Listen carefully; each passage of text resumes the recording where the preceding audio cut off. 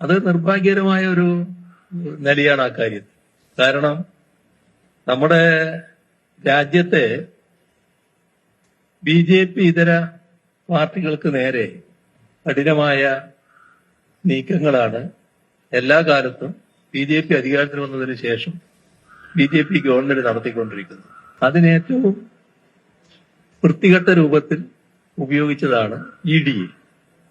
ഇത് പലർക്ക് നേരെയും ഉപയോഗിച്ചിട്ടുണ്ട്.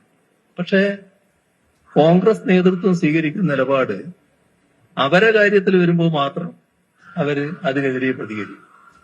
മറ്റുള്ളവരുടെ കാര്യത്തിലാകുമ്പോൾ ഏറ്റവും വലിയ ഉദാഹരണം കെജ്രിവാളിന്റെ തന്നെയാണ്. എന്താണ് അദ്ദേഹത്തെ അറസ്റ്റ് ചെയ്യാത്തത്? എന്തുകൊണ്ടാണ് കേസെടുക്കാത്തത്? പിന്നെ ആ കേസെടുത്തപ്പോ പടക്കം പൊട്ടിക്കല്, ഇതൊക്കെ നടത്തിയതാണ് ആ പാർട്ടി.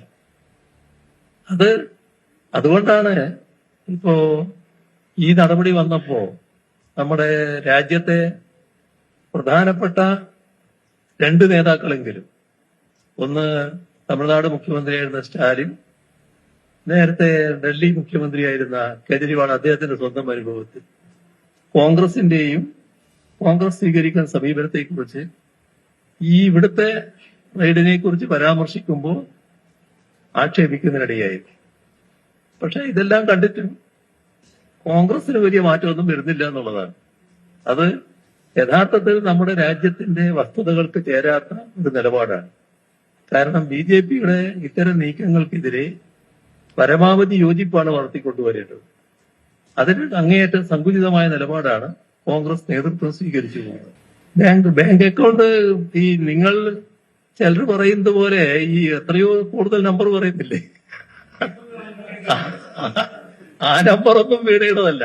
വീണയുടെ ഒരു ബാങ്ക് അക്കൗണ്ട് അവർ ക്ലോസ് ചെയ്തിട്ടുണ്ട്, അത് ശരിയാണ്, ഒരു അക്കൗണ്ടാണത്. എന്നോടൊന്നും ചോദിക്കുന്ന കണ്ടില്ല, ഞാൻ അവിടെ ഉണ്ടായിരുന്നു എന്ന് മാത്രം. എന്നോടൊന്നും ചോദിക്കുന്ന കണ്ടില്ല, ഞാൻ അവിടെ ഉണ്ടായിരുന്നു എന്ന് മാത്രം. യഥാർത്ഥത്തില്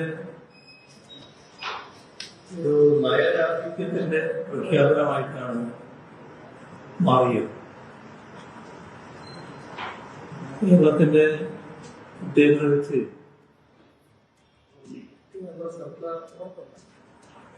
സംസ്ഥാനത്തോട് സ്വീകരിച്ചുകൊണ്ടിരുന്ന സമീപനം, അപ്പൊ അതുമായി ബന്ധപ്പെട്ട് കാര്യങ്ങൾ നയപ്രഖ്യാപനത്തിൽ ഉണ്ടാകേണ്ടത്. അങ്ങനെ നോക്കിയാൽ പറയേണ്ടത് പറയാതിരുന്നിട്ടുണ്ട്. കുറെ കാര്യങ്ങൾ കേന്ദ്രത്തിൽ നിന്ന് ചോദിച്ചു വാങ്ങേണ്ട വരും. അതിനെക്കുറിച്ചെല്ലാം മൗനം പാലിച്ചതായാണ് കാണുന്നത്. ഇത് സംസ്ഥാനത്തിന് അർഹതപ്പെട്ടതും അവകാശപ്പെട്ടതുമായ കാര്യങ്ങൾ നഷ്ടപ്പെടാനാണ് ഇടയാക്കിയത്. കേരളത്തിന്റെ സമഗ്രമായ വികസനത്തിന്റെ ഒരു ബ്ലൂ പ്രിന്റ് 2035 വരെയുള്ളത് കഴിഞ്ഞ LDF സർക്കാർ ആവിഷ്കരിച്ചതാണ്. പക്ഷേ അതെങ്ങനെയൊക്കെയാണ് മുന്നോട്ട് കൊണ്ടുപോകാൻ പോകുന്നത്, അതിനെക്കുറിച്ചുള്ള ഒരു സൂചന പോലും ഇതിലില്ല. ഒട്ടേറെ പ്രധാനപ്പെട്ട പദ്ധതികളുണ്ട്, അതിനെക്കുറിച്ചൊന്നും പരാമർശമേ ഇല്ല. നമ്മുടെ സംസ്ഥാനത്തിന്റെ ധനകാര്യസ്ഥിതി റിസർവ് ബാങ്ക് തന്നെ അംഗീകരിച്ച കണക്കനുസരിച്ച് 5429 കോടി രൂപ ഖജനാവിൽ നീക്കിയിരിപ്പ് വെച്ചുകൊണ്ടാണ് LDF സർക്കാർ ഇറങ്ങിയത്. പക്ഷേ ആ ഭാഗം മറച്ചുവെച്ച് ഒരു ശരിയില്ലാത്ത നെറേറ്റീവ് സൃഷ്ടിക്കാനുള്ള ശ്രമമാണ് ഈ നയപ്രഖ്യാപനത്തിൽ കാണാൻ കഴിയുന്നത്.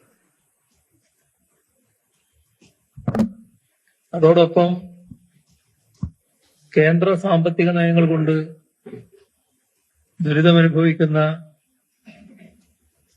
നമ്മുടെ നാട്ടിലെ ജനങ്ങള് അതേ നയമാണ് തുടരുന്നതെങ്കിൽ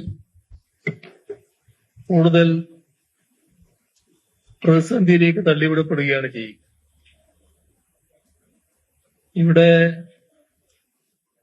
ജനങ്ങൾക്ക് ആശ്വാസം നൽകുന്ന നടപടികൾ അത് ചിലത് ഹ്രസ്വകാല നടപടിയാകാം, ദീർഘകാല അടിസ്ഥാനത്തിലുള്ള വികസന പദ്ധതികളാകാം. ഇതിനൊന്നുമുള്ള ഒരു കൃത്യമായ കാഴ്ചപ്പാട് ഈ നയപ്രഖ്യാപനത്തില് ഇല്ല എന്നതാണ് വസ്തുത. മാത്രമല്ല, UDF പുറത്തിറക്കിയ പ്രകടന പത്രികയിലെ വാഗ്ദാനങ്ങൾ, അതിൽ നിന്നും ഒരു തരത്തിലുള്ള ഒളിച്ചോട്ടവും ഈ നയപ്രഖ്യാപനത്തിൽ കാണാനുണ്ട്. ചുരുക്കത്തിൽ കേരളത്തിന്റെ വികസനത്തെ ഇത് പുറകോട്ടടിപ്പിക്കുമോ എന്ന ആശങ്കയാണ് ഉയർത്തുന്നത്. നമ്മുടെ നാട്ടിലെ ജനങ്ങളുടെ ജീവിതത്തിന് സഹായകമായ ആശ്വാസ നടപടികൾ തകർക്കുന്നതിന് ഈ സമീപനം ഇടയാക്കുമോ എന്ന ആശങ്കയുമുണ്ട്. എല്ലാ സാമ്പത്തിക ഉത്തരവാദിത്തങ്ങളിൽ നിന്നും ഒഴിഞ്ഞുമാറുന്ന നിലയാണ് ഇതിനകത്ത് സ്വീകരിച്ചിട്ടുള്ള പൊതുസമീപനം. അപ്പോ ബാക്കി കാര്യങ്ങൾ വിശദമായി പിന്നീട് പറയുന്നതായിരിക്കും നന്നാവുക. ഇപ്പോ വളരെ കൂടുതലായി അതുമായി ബന്ധപ്പെട്ട കാര്യങ്ങളിലേക്ക് കടക്കുന്നില്ല. ഇവിടെ കേരളത്തെ ഒരു പുതുയുഗത്തിലേക്ക് ആനയിക്കുന്നതിനെ കുറിച്ച് പറയുന്നുണ്ട്. അപ്പൊ അതിനുള്ള സാമ്പത്തിക സാമൂഹ്യ റൂട്ട് മാപ്പ് ഈ നയപ്രഖ്യാപനത്തിൽ കാണാനില്ല. അപ്പോ അത് ഇല്ലാതിരുന്നാൽ ലക്ഷ്യം എങ്ങനെയാണ് സാധ്യമാക്കാനാവുക എന്നത് അവ്യക്തമാണ്.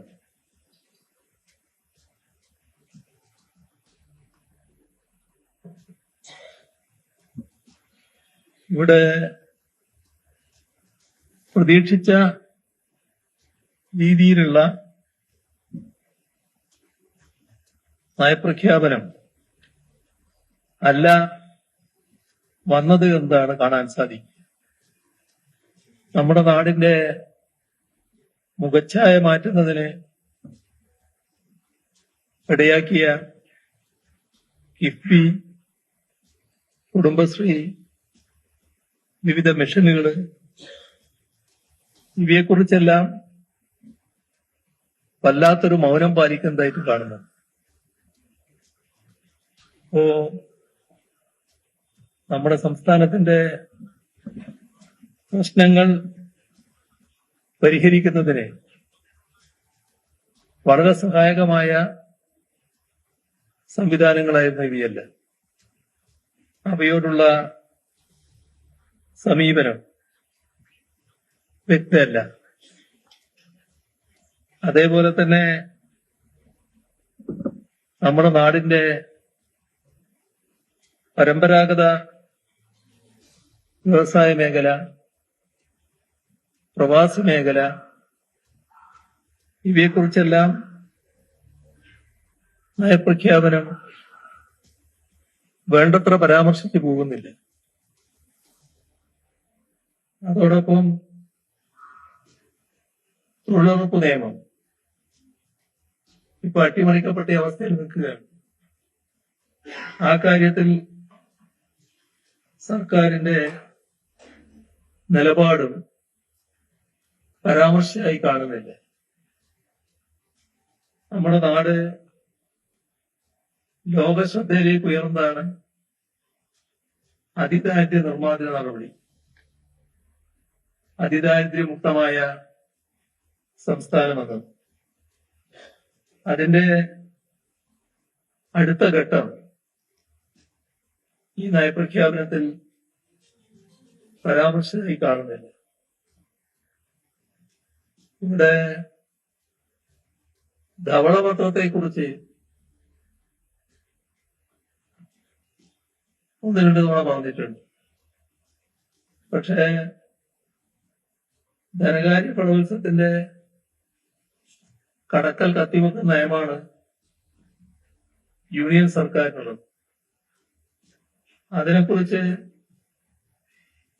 ഒരു പരാമർശവുമില്ല. അതായത് കേന്ദ്ര സർക്കാരിന്റെ സാമ്പത്തിക നയങ്ങളെ പേരിന് പോലും പരാമർശിക്കുന്നില്ല. ഇപ്പോ നമ്മുടെ നാടിനെ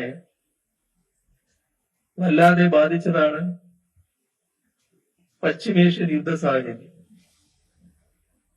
അതുമായി ബന്ധപ്പെട്ടുള്ള കാര്യങ്ങളോ അതുണ്ടാക്കുന്ന പ്രശ്നങ്ങൾ മറികടക്കാനുള്ള നയപരിപാടികളോ സർക്കാരിന്റെ മുൻഗണനയായി കാണുന്നില്ല.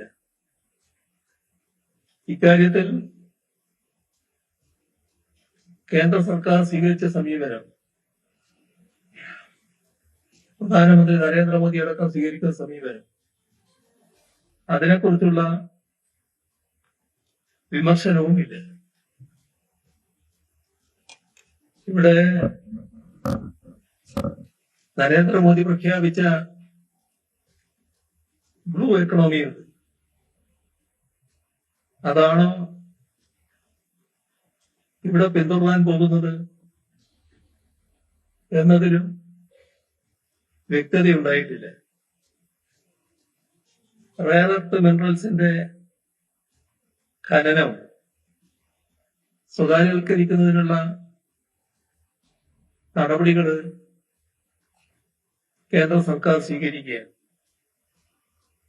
അതിനെതിരെ ഒരു വാക്കും ഈ പ്രസംഗത്തിൽ കാണാനില്ല. അതേസമയം കേരളത്തിന്റെ സാമ്പത്തിക നില എന്തോ വല്ലാത്ത അപകടാവസ്ഥയിലാണ് എന്ന് വരുത്താനുള്ള ശ്രമം കാണുന്നുണ്ട്. ധവളപത്രം വരുമ്പോഴാണ് കൂടുതൽ കാര്യങ്ങൾ വ്യക്തമാവുക. പക്ഷേ നമ്മുടെ നാടിന്റെ സാമ്പത്തിക നില പരിശോധിക്കുന്ന ആർക്കും കാണാൻ കഴിയും സംസ്ഥാനത്തിന്റെ പൊതുകടം കഴിഞ്ഞ 5 വർഷം കൊണ്ട് 5% കുറയുകയാണുണ്ടായത്.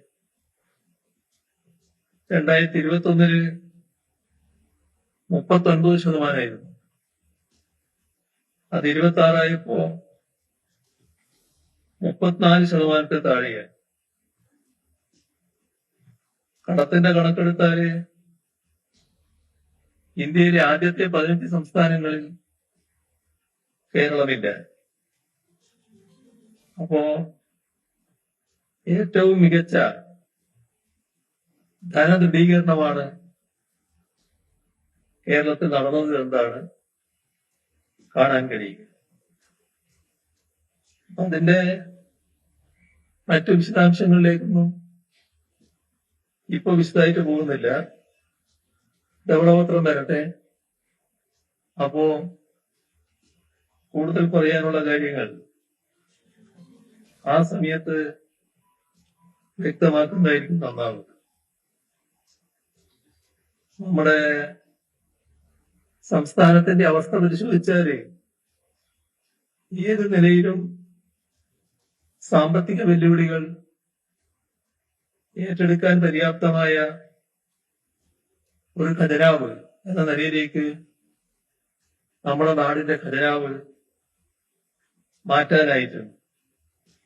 അങ്ങനത്തെ ഒരു ഖജനാവാണ് LDF സർക്കാർ കൈമാറിയത്. 2021-26 LDF സർക്കാർ ആദ്യ സർക്കാർ അധികാരം ഒഴിയുമ്പോൾ 5429 കോടി രൂപ ഖജനാവിൽ നീക്കിയിരിക്കുന്നു. നേരത്തെ അത് പറഞ്ഞു. അത് റിസർവ് ബാങ്ക് തന്നെ അംഗീകരിച്ചതാണ്.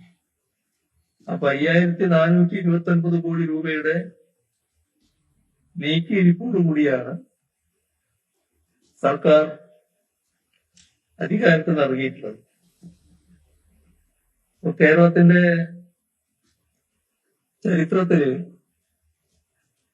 ഏറ്റവും ബൃഹത്തായ വികസന പദ്ധതികൾ പൂർത്തീകരിക്കാനായിട്ടുണ്ട്. ക്ഷേമ പ്രവർത്തനങ്ങൾ നടന്നിട്ടുണ്ട്.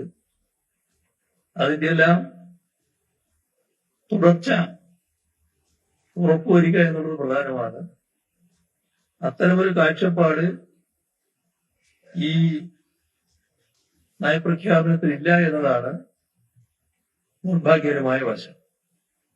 ഏതായാലും ഗവൺമെന്റ് തുടക്കമാണ്. ഇനിയും ഗവൺമെന്റ് മുന്നിൽ സമയമുണ്ട്. ഞങ്ങള്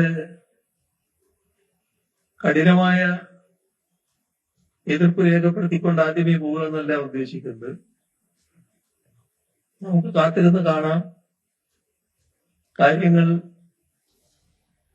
ഏത് തരത്തിലാണ് മാറുന്നതെന്ന് നോക്കാം. നാടിന്റെ വികസനത്തിനും ജനങ്ങളുടെ ക്ഷേമത്തിനും മുൻതൂക്കം കൊടുത്തുകൊണ്ട് നടത്തുന്ന ഏത് പരിപാടിക്കും ഞങ്ങൾ പിന്തുണ നൽകും. എന്നാൽ അതേസമയം നാടിന്റെ താല്പര്യത്തിന് ജനക്ഷേമത്തിന് എതിരായി എന്തെങ്കിലും കാര്യങ്ങൾ വരികയാണെങ്കിൽ അതിനെ എതിർക്കുകയും ചെയ്യും. ഇതാണ് ഞങ്ങൾ ഈ സർക്കാരിനോട് സ്വീകരിക്കുന്ന സമീപനമെന്ന് നേരത്തെ വ്യക്തമാക്കിയിട്ടുണ്ട്. ഇപ്പോൾ നയപ്രഖ്യാപനം ഉദ്ദേശ രീതിയിലായില്ല എന്നുള്ളതുകൊണ്ടാണ് ഇത്രയും പറഞ്ഞത്. ബാക്കി കാര്യങ്ങൾ അസംബ്ലിയിലും വ്യക്തമാക്കാവുന്നതാണ്. അത്രയാണ് ഇപ്പോൾ പറയാനുള്ളത്.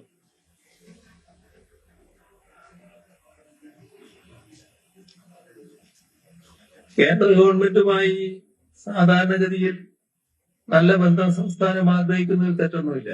പക്ഷേ കേന്ദ്ര ഗവൺമെന്റ് അനുഭവമുണ്ട്.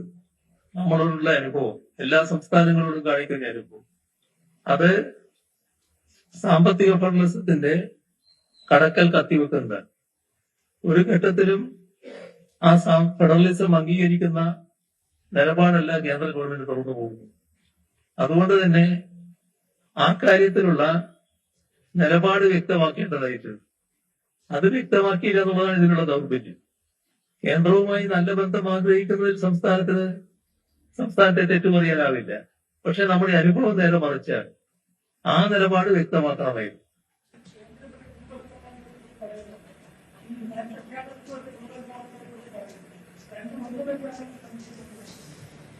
ഞാനത് പറഞ്ഞു നേരത്തെ. അത് ഏതാണെന്ന് വ്യക്തമാക്കിയിട്ടില്ല. അതാണ് വ്യക്തമാക്കണമെന്ന് ഞാൻ പറഞ്ഞത്. നരേന്ദ്രമോദിയും കേന്ദ്ര ഗവൺമെന്റും പറയുന്ന ഒരു ബ്ലൂ എക്കോണമിയുണ്ട്. ആ ബ്ലൂ എക്കോണമിയിൽ എന്താണ് കേന്ദ്ര ഗവൺമെന്റ് സമീപനം, സംസ്ഥാന ഗവൺമെന്റ് സമീപനം, അത് വ്യക്തമാക്കേണ്ടതുണ്ടെന്ന് ഞാൻ നേരത്തെ പറഞ്ഞു. ബാക്കി നമുക്ക് വിശദമായിട്ട് പിന്നീട് എടുക്കാം.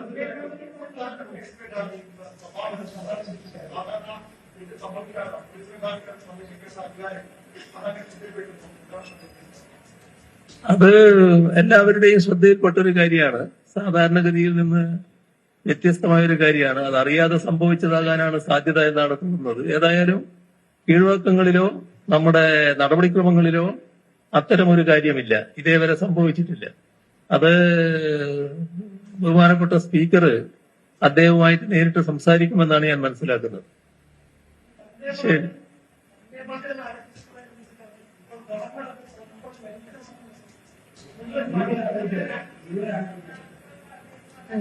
വന്ദേമാതരം മുഴുവനായിട്ട് ആലപിക്കേണ്ട കാര്യമില്ല. അതൊരു നേരത്തെ തന്നെ വ്യക്തത വരുത്തിയിട്ടുള്ള കാര്യമാണ്. അതിലെ ആദ്യത്തെ 2 ഈരടികളാണ് ചൊല്ലേണ്ടത്. അതാണ് ഇവിടെ ചൊല്ലിയത്. ആ ചൊല്ലിയതിന് പിന്നെ മറ്റു തടസ്സങ്ങളില്ല. യഥാർത്ഥത്തില് വന്ദേമാതരം ആ 2 ഈരടി ചൊല്ലുമ്പോൾ തന്നെ നമ്മള് ദേശീയ ഗാനം ചൊല്ലുന്ന പോകുമ്പോൾ എഴുന്നേറ്റ് നിൽക്കുന്ന പോലെ എഴുന്നേറ്റ് നിൽക്കേണ്ട കാര്യമില്ല. യഥാർത്ഥം ഇരുന്ന് കേൾക്കേണ്ടതാണ്. പക്ഷേ എഴുന്നേറ്റ് നിന്നാണ് എല്ലാവരും അത് കേട്ടത്. അത് ഞങ്ങളും പിന്നെ എഴുന്നേറ്റ് നിൽക്കാന്ന് വെച്ചു. അതാണ് ഒരു പൊതു സമീപനത്തിൽ നിന്ന് വ്യത്യസ്തത വേണ്ടെന്നുള്ളത് കൊണ്ട്. എന്നാൽ 2 ഈരടി ചൊല്ലാന്നുള്ളത് നേരത്തെ തീരുമാനിച്ചിട്ടുണ്ട്. ആ കാര്യം ആണ് ഇവിടെ നടന്നത്. മറ്റത് മുഴുവൻ ചൊല്ലുക എന്നത് അത് RSS അജണ്ടയാണ്. ആ RSS അജണ്ട നടപ്പാക്കേണ്ട ബാധ്യത നമ്മുടെ കേരളത്തിലില്ല. നേരത്തെ സത്യപ്രതിജ്ഞാ ചടങ്ങിൽ അത് മുഴുവൻ ചൊല്ലുന്ന അവസ്ഥയുണ്ടായി. അത് അങ്ങനെ ചെയ്യാൻ പാടില്ലായിരുന്നു. ആ അനുഭവത്തിൽ നിന്ന് ഗവൺമെന്റ് കർക്കശമായ നിലപാട് ചിലപ്പോൾ എടുത്തിട്ടുണ്ടാവും. ഇങ്ങനെ ഗവർണർ അറിയിച്ചപ്പോൾ അത് പാടില്ല എന്നുള്ള നിലപാട് എടുത്തിട്ടുണ്ടാവും. ഏതായാലും ഇതാണ് ശരിയായ നിലപാട്. ഇതാണ് സ്വീകരിക്കേണ്ട നിലപാട്.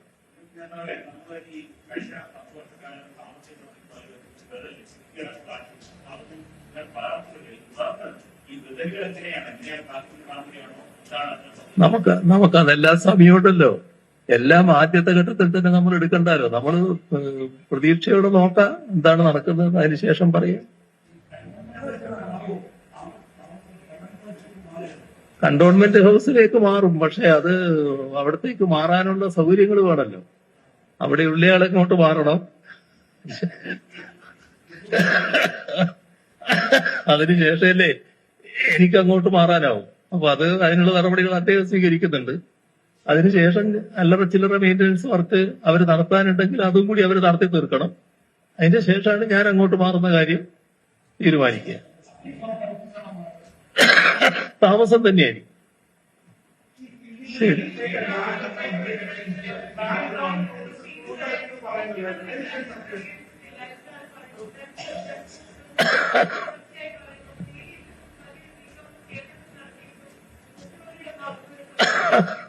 മുഖ്യമന്ത്രി പ്രതികരിക്കാതിരുന്നത് എന്താണെന്ന് അദ്ദേഹത്തോട് ചോദിക്കണം. ഞാനിതേവരെ മുഖ്യമന്ത്രിയായിരുന്നു. എന്നോടാണോ ചോദ്യം എന്നൊരു സംശയം എനിക്ക്. അത് അദ്ദേഹത്തോട് ചോദിക്കേണ്ട ചോദ്യമാണല്ലോ. ഇനി ഞാനത് പറയേണ്ടതല്ല. ശരി.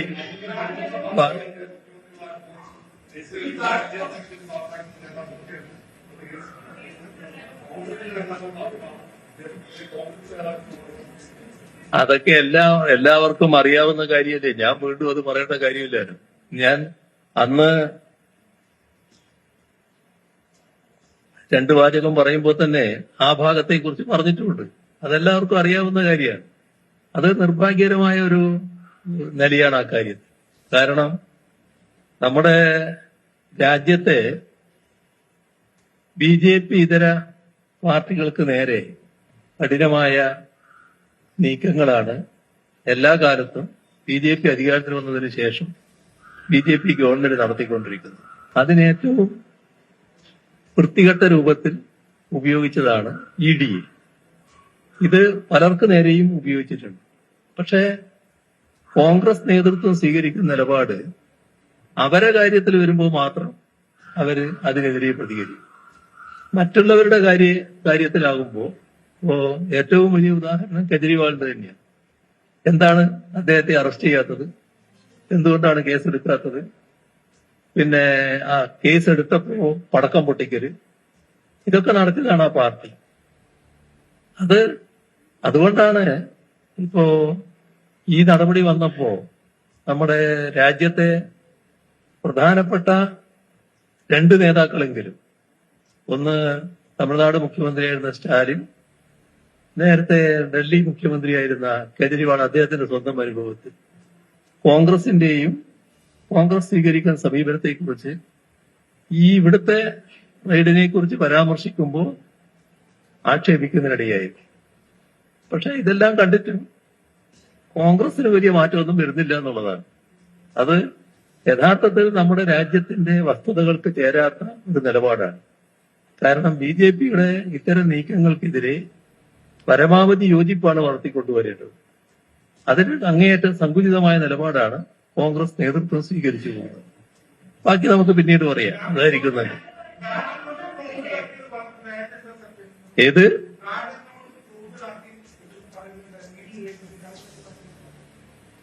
ബാങ്ക് അക്കൗണ്ട് ഈ നിങ്ങൾ ചിലർ പറയുന്നത് പോലെ ഈ എത്രയോ കൂടുതൽ നമ്പർ പറയുന്നില്ലേ, ആ നമ്പറൊന്നും വീണയുടേതല്ല. വീണയുടെ ഒരു ബാങ്ക് അക്കൗണ്ട് അവർ ക്ലോസ് ചെയ്തിട്ടുണ്ട്. അത് ശരിയാണ്, ഒരു അക്കൗണ്ടാണത്. അത് വസ്തുതയാണ്.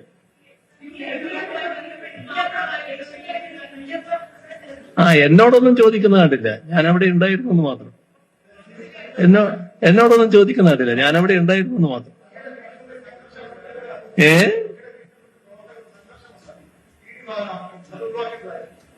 അല്ല, നമ്മുടെ എല്ലാ ആൾക്കാരും അവിടെ നിന്നുകൊണ്ട് കാര്യങ്ങൾ സമാധാനപരമായിട്ട് നീക്കാൻ നോക്കിയതാണല്ലോ, എല്ലാവരും കണ്ടതാണല്ലോ. അത് എന്താണ് പൊതു സമീപനമെന്ന് അതിലൂടെ വ്യക്തമാണല്ലോ. അത്ര ശാന്തമായിട്ടാണ് ആളുകൾ ഇരുന്നത്.